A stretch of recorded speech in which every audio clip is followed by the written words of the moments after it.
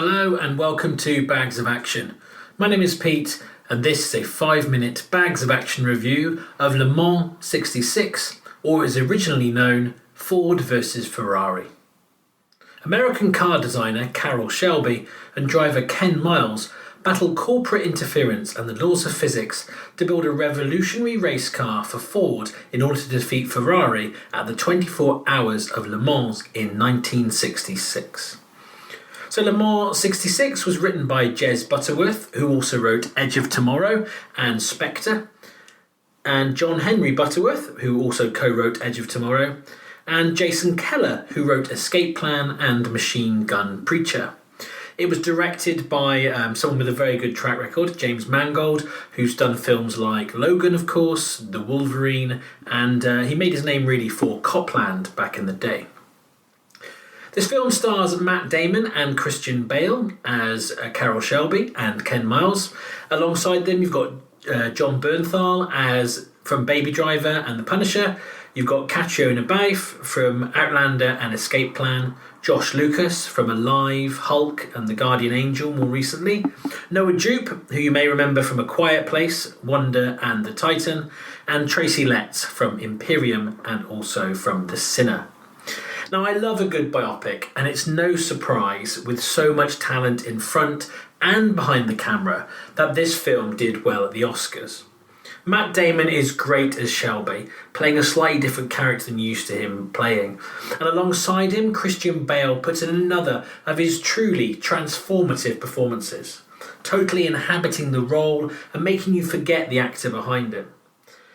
I mean, at times the dialogue does lean into some, hey look, he's British and so is his wife moments, but I guess for a worldwide audience that kind of makes sense. They chuck in the odd very British swear word, and there's lots of references to tea. Having said that, having researched Ken Miles, apparently he was a mad tea drinker. Jon Bernthal looks very at home in the 60s, and watching him in this did make me think he'd make a great Parker if they ever made a period TV series of the Richard Stark books.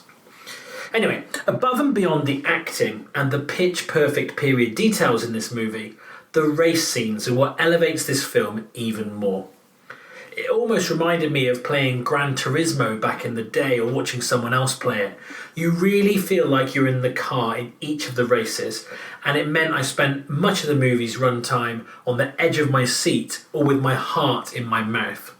Even if you're not a car racing fan, it's an exhilarating watch, and they do something quite different with the race scenes, which I think is really powerful.